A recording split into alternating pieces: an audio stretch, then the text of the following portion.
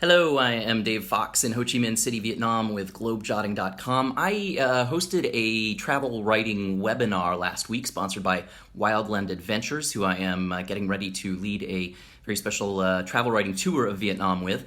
And there were some questions that came up during the webinar that people sent in that I did not have time to answer during the webinar itself. And so I am going to answer those questions right now. One thing I should note, everybody was asked what their city and country was, but they were not asked what state they were in, and so I don't know the states of everybody who wrote in. Our first question, though, comes from Timothy in West Lebanon, I think West Lebanon, New Hampshire, based on his email address, but there are also West Lebanons in Ohio, Indiana, New York, and possibly elsewhere. Anyway, Timothy writes, often trips have multiple stories. How do you deal with independent storylines in a single journey? Fantastic question, Timothy. One of the biggest mistakes I think that rookie travel writers make is they try to cram too many stories into one article.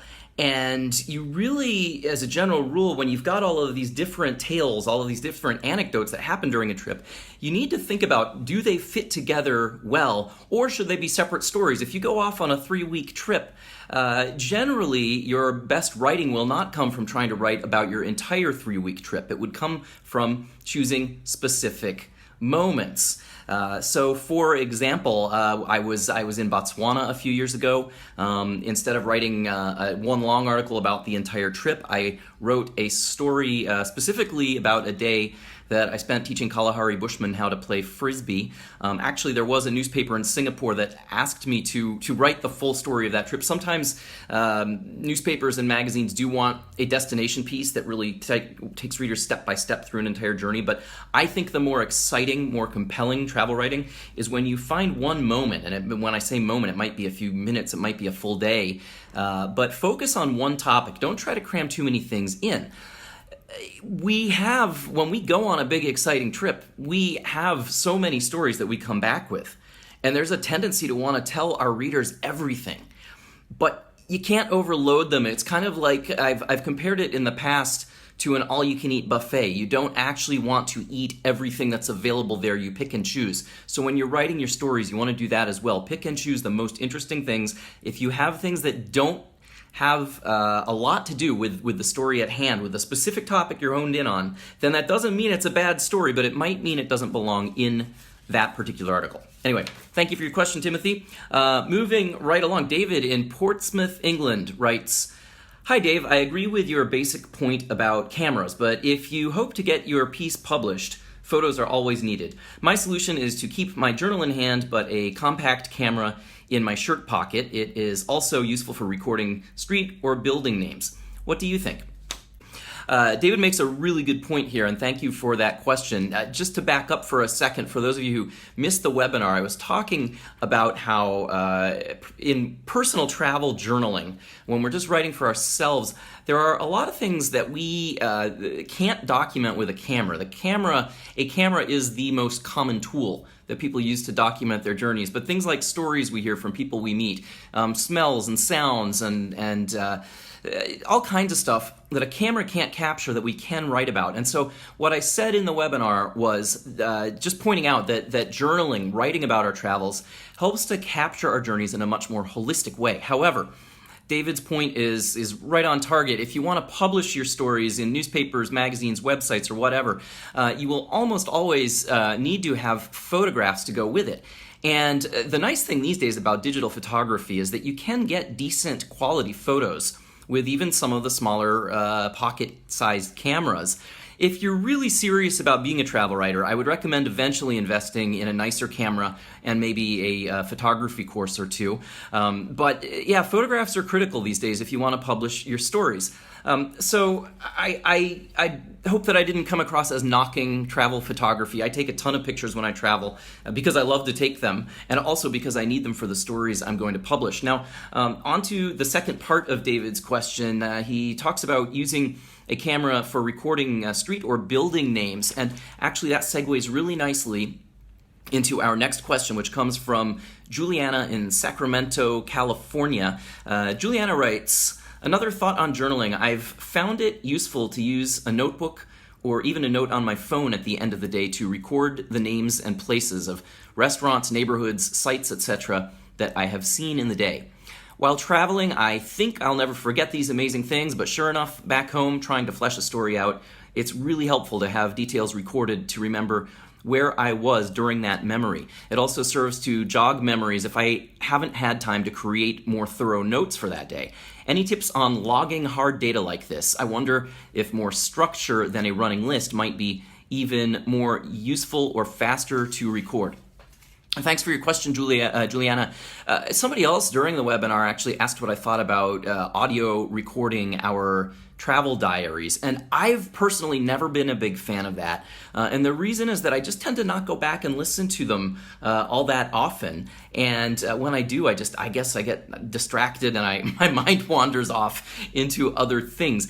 If I am using my journals to write travel articles also, if I need to look up information quickly, if I'm under a deadline and I need to find addresses of hotels or names of restaurants or just general notes, I can find them so much faster if I have them written down or typed on my computer. And so for that reason, I don't like to use audio recorders as a way of getting that stuff down. Now, some people do, and it's not that my way is right and everybody else's is wrong. I don't want to come across that way. If you like to use audio recordings to save this information, then by all means do it.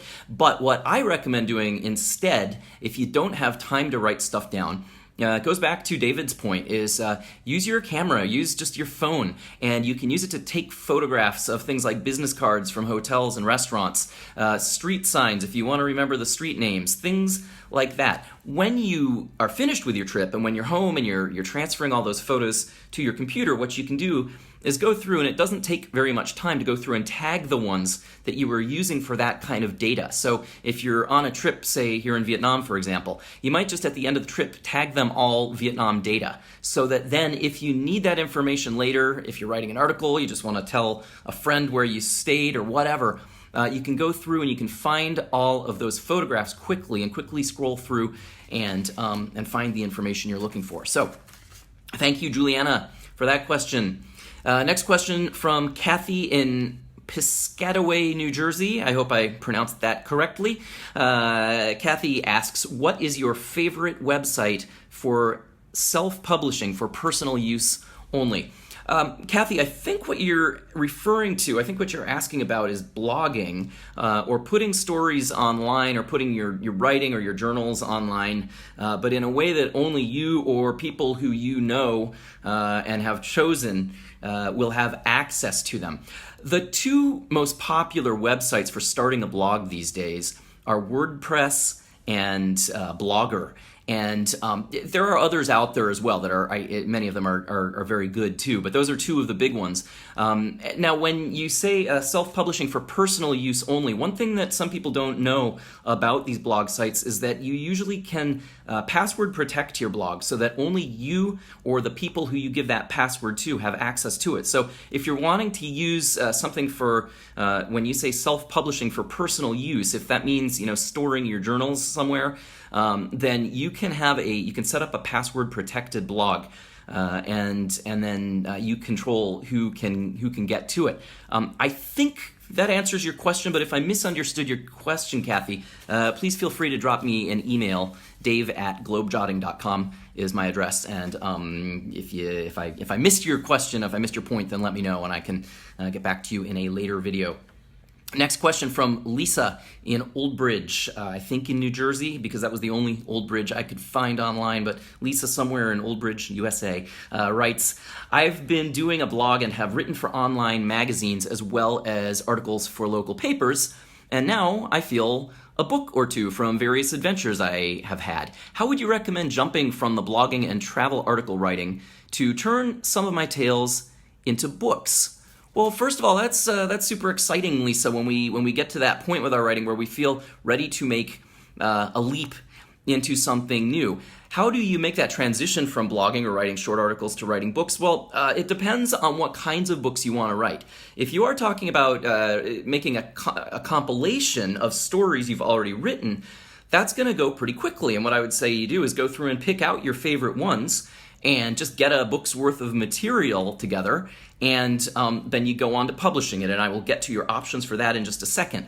Now, if you're talking about a different kind of book, if you are talking about starting from scratch, one thing I've got to say, I have published 2 full-length books, and I'm working on my 3rd right now, and it takes time and it takes patience, and you need to trust the process, be patient with the process, and understand that it will probably take you longer than you think it will. Now that's a topic I could go off on for many hours. I have courses on the psychology of writing and how to get long projects like that done, online courses that I offer. But for now, I'm going to just jump forward to your next question you will want to ask once you have your material together, which is, how am I going to publish it? Am I going to self-publish it, or am I going to go for a mainstream publisher? Now, different people are arguing different things these days. It used to be that self-publishing was really kind of looked down on. These days there are people who are becoming very successful as self-published authors, and it has become a lot easier and a lot cheaper to do than it used to be. So I want to start with that. If you want to self-publish, I think the best way to start, because it's just really simple, and you can make changes to your book whenever you want, and it's a good way of testing the market, is to start out with Amazon Kindle as an ebook. Kindle is the largest distributor of ebooks that's out there. They have a huge share of the ebook market, and publishing a book on Kindle is quite easy. Another thing about Kindle ebooks is they can be any length. You don't have to have a full book's worth of material. They have what they call Kindle Shorts. In fact, my very first book... Here we go. My very first book, I'm doing this all in one take here, I was not prepared, is called Getting Lost, Mishaps of an Accidental Nomad, and the first edition was self-published. Now, I later signed a publishing deal with Inkwater Press in Portland, Oregon, and the second edition of the book came out, there we go, and when the second edition went to press, we pulled some stories out of the first edition. It wasn't because they were bad stories. It was because the tone of those tales did not fit the overall tone of the book. They were much shorter travel humor pieces. And so what I ended up doing, because I kept the copyright to those stories that didn't go into the book, is I just took those 10 or 12 shorter travel humor tales, and I put them into a separate ebook called Loster, and it's available on Kindle for a couple of bucks. It's a short book with, like I said, just 12 short stories. It would probably be, if printed out, maybe 50 or 60 pages. So that's one nice thing about self-publishing. It can be any length, and it's also just a great way to get started and test the waters. Amazon does also have a print arm of their publishing department. It is called CreateSpace, and if you want to have an actual paperback book with your name on it, you can self-publish for a very reasonable price on Amazon. If you just Google Amazon CreateSpace, all one word, CreateSpace, and you'll find all the info on how to do that. So that covers self-publishing. Now, if you want to find a traditional publisher that is going to hopefully get your book into stores and that kind of thing, then there are 2 ways to go about that. You can either approach the publisher, or you can look for an agent to approach the publisher for you. Which should you do that is a very involved answer that I think I will save for a different video at a later time. But one thing to be aware of, if you are a new author, if you have not published any books before, it will help if you've got some articles, if you've got somewhat of a track record. But you may find that you need to write the entire book before pitching it. The other way that some authors go about getting a book published is they will write just they'll write a proposal, a book proposal, which will include a couple of sample chapters, an outline of the book, and things like that. And then you start going out and looking for agents and publishers. But those are basically the 2 main things to getting started. Now, I'm going to play amateur writing psychologist here for just a moment, though, because I think, and I may be reading things into Lisa's question that were not part of what she was asking, but I'm sensing a little bit of hesitation just because moving from short articles to writing a full book can feel overwhelming. Like I said before, it's a long process, and you've got to be patient with it. So, what I really encourage people to do, first of all, is just do it. Just get started on it, and understand that it is going to take you probably many months, if not a couple of years, to write a book. My current book, actually, it's been rather research and interview heavy. I've been working on it for 3 years. I thought I was going to have it done in 1 year. And that's just how it goes sometimes. And, also, Most of us have jobs that we have to do, and yes, my job is that I'm a writer, but I don't make any money from my book until I've got at least a publishing contract or I start selling it. So I squeeze in my writing time when I'm not having to do paid work. So it takes time, but just sit down and start writing. Try to keep a regular writing schedule when you work on your book a few days a week. Set aside a couple of hours to write. Some days you're going to feel like the writing just goes really nicely, and on many other days it's going to really feel like you're bogged down, and that is a normal part of the process. So as you can tell, I could get quite long-winded on this topic, and I have two courses with more on the way about the psychology of writing that deal with this part of the equation. But anyway, Lisa, I hope that answers your question. And again, if there was something else that I didn't touch on that you really were asking, then please get back in touch with me, and I will be happy to get back with you either in person or in another video. And our final question, is it our final question or did I miss one?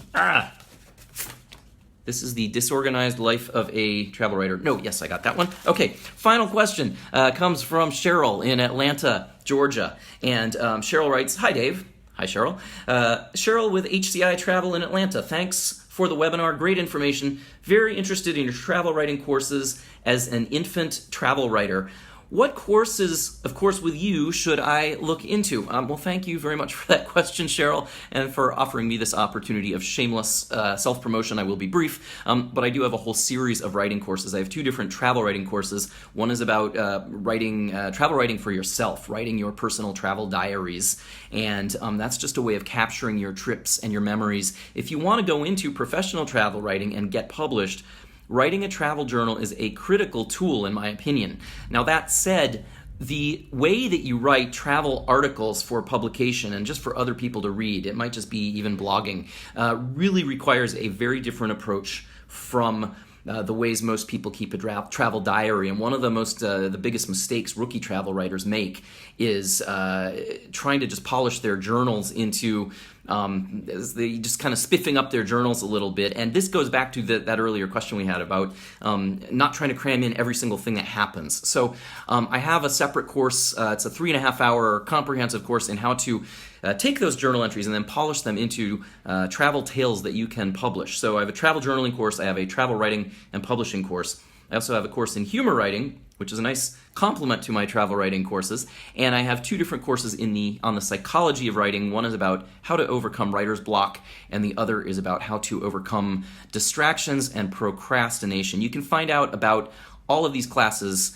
and a lot more stuff, samples of my writing, a lot of articles with writing tips in them, and also information about my travel writing tours. I am going to be leading some tours here in Vietnam where it'll be part tour and part travel writing workshop, and I'm very excited about these. So you'll be traveling with a group of aspiring writers. Beginners are very welcome, and if you go to globejotting.com/tours, you can find out all about everything I've got going on there. And I think that wraps it up. So Timothy, David, Kathy, Juliana, Lisa, and Cheryl, thank you all very much for your questions and taking part in the webinar. If you are watching this video and you missed the webinar, if you go to my YouTube channel, youtube.com/globejotting, you will find the full 1-hour webinar in its entirety, a recording of that webinar on my YouTube channel. So go check that out there. And I love helping people become better writers. So if you have any other questions for me about writing, or for that matter about travel, then please feel free to get in touch with me, and I will do my best to answer your question in a future video. You can reach me once again at dave@globejotting.com. Until next time in Saigon, Vietnam, I'm Dave Fox. Thanks for watching.